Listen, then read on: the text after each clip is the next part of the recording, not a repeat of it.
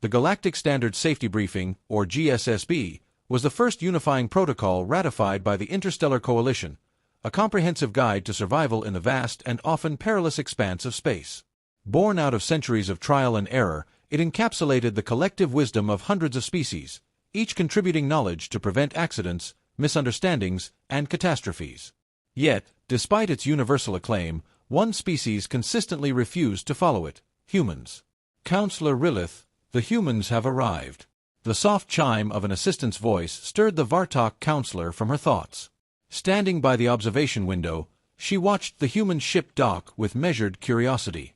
It was smaller than most coalition vessels, almost fragile in appearance, and yet it carried an unmistakable aura of confidence. Punctual, as always, Rilith muttered, adjusting her crimson cloak.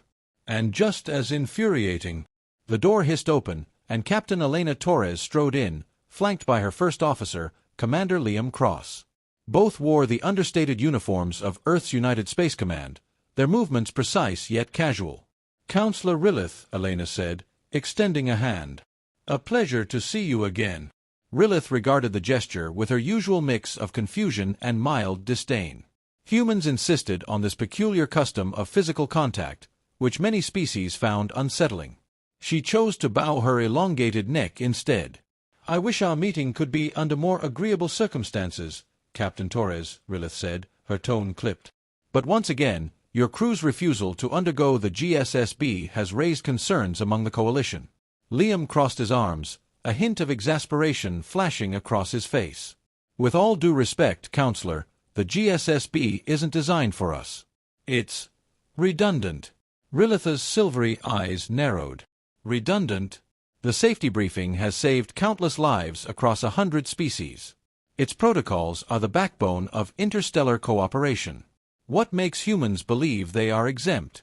Elena exchanged a glance with Liam before stepping forward. "It's not arrogance, Counselor. It's adaptability. Humans learn differently. We thrive in the unexpected, and sometimes rigid protocols slow us down. Our record speaks for itself." "Your record also includes the destruction of 3 starships and the destabilization of an entire lunar colony," Rilith countered. Elena stiffened. "Those incidents were anomalies. And if you examine them closely, you'll find that human improvisation saved more lives than adherence to any protocol ever could." The tension in the room thickened as Rilith leaned closer, her towering frame casting a shadow over the humans. "Improvisation is chaos. Chaos is what the GSSB was designed to eliminate. Without it, you put every other species at risk." Liam opened his mouth to respond, but Elena raised a hand to stop him. Her gaze locked onto Rilith's, unflinching. "Counselor, we're not here to argue. We're here because we want the Coalition to trust us. Give us one mission, just one. Let us prove that humans don't need the GSSB to contribute to the safety and success of the galaxy." Rilith's mandibles clicked softly, a sound that conveyed both frustration and intrigue. "Very well," she said at last. "But understand this, Captain Torres. Failure will not be tolerated. If your so-called adaptability jeopardizes a single life, humanity's standing within the Coalition will be reconsidered." The room fell silent as the weight of the agreement settled over them. Elena nodded firmly. "Understood."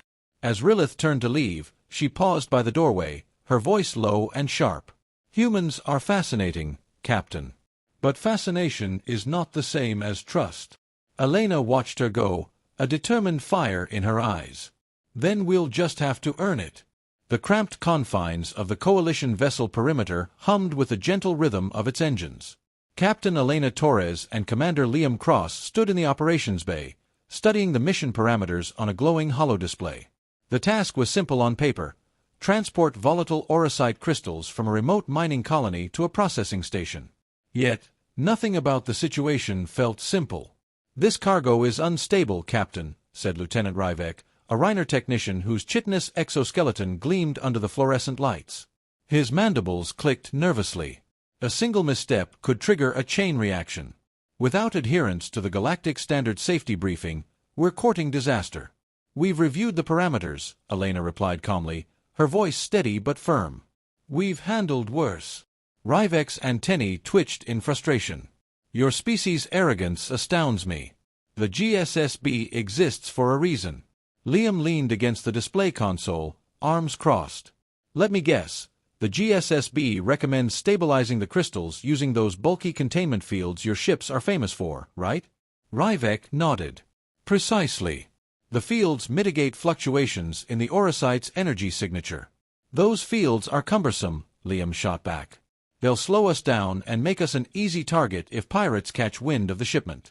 We have a better solution. Ryvek's mandibles opened in disbelief. Better? Your species cannot possibly have developed superior protocols in your short tenure with the Coalition. Elena gestured to a technician to activate the holodisplay, revealing a schematic of a modified containment system. We're not relying on fields. Our engineers designed a dynamic stabilization algorithm that adapts to energy fluctuations in real time. It's faster, more efficient, and requires fewer resources. Ryvek hesitated, his claws tapping nervously against the console. But it hasn't been tested in a real-world scenario, has it? No, Elena admitted. But neither has the Coalition's recommendation for this specific type of Orosite. We're both working with theory here. The difference is that humans thrive under pressure. Improvisation isn't a flaw, Lieutenant, it's a survival mechanism. Before Ryvek could argue further, the ship shuddered violently, throwing everyone off balance. The emergency lights flickered, and the comms blared to life. Captain, came the frantic voice of the helmsman. A pirate vessel just decloaked off our port side. They're moving to intercept. Elena snapped into action. Raise shields and prepare evasive maneuvers. Liam, with me.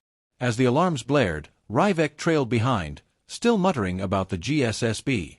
In the cargo bay, the volatile Orosite crystals pulsed ominously in their containers, their glow shifting unpredictably. Ryvek, monitor the stabilization system, Elena ordered as she and Liam took positions near the tactical console. If this works, we'll avoid both the pirates and a catastrophic explosion. The pirate vessel fired a warning shot, rattling the ship. Ryvek's claws scrambled over the controls. The crystals are destabilizing. If this system fails... It won't, Elena interrupted, her voice sharp. Liam, plot an evasive course. Ryvek, adjust the algorithm to compensate for the vibrations from the pirate's fire. Trust the system. Ryvek hesitated, but the urgency in Elena's voice pushed him to act. As the ship danced through a barrage of plasma fire, the stabilization system began to hum steadily. The crystal's erratic pulses softened, their glow stabilizing. Captain, Ryvek called out. The system is holding. It's working. Good, Elena said, her focus on the pirate vessel. Liam now. Liam executed a sudden maneuver, spinning the perimeter into an attack vector. The pirates, caught off guard, hesitated long enough for the ship to make its jump to hyperspace. As the stars blurred into streaks outside the viewport, the tension in the room eased. Ryvek slumped against the console, his mandibles twitching in disbelief. I don't understand, he said. How did you? Elena smiled faintly. Because when the unexpected happens, humans adapt. That's why we don't need safety briefings. We are the safety briefing. Ryvek stared at her, equal parts awe and confusion. For the first time, he began to wonder if the humans' chaotic methods might hold merit after all.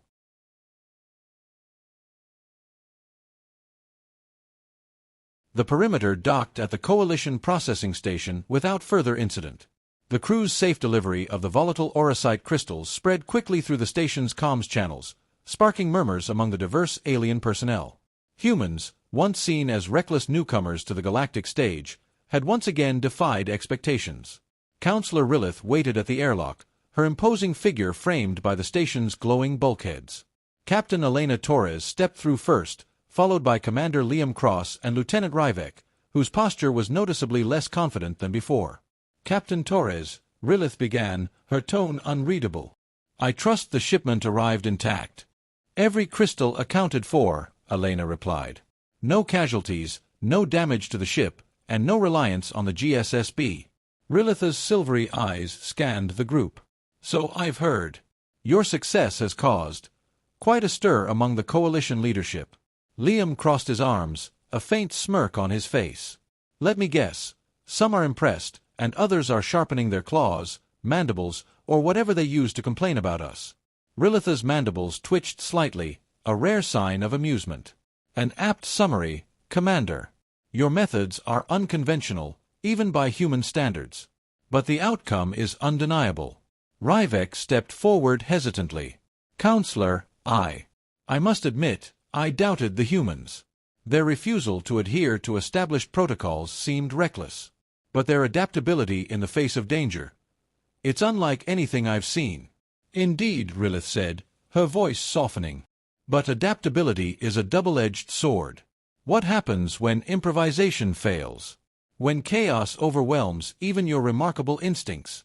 Elena met her gaze, unflinching. That's a risk we're willing to take.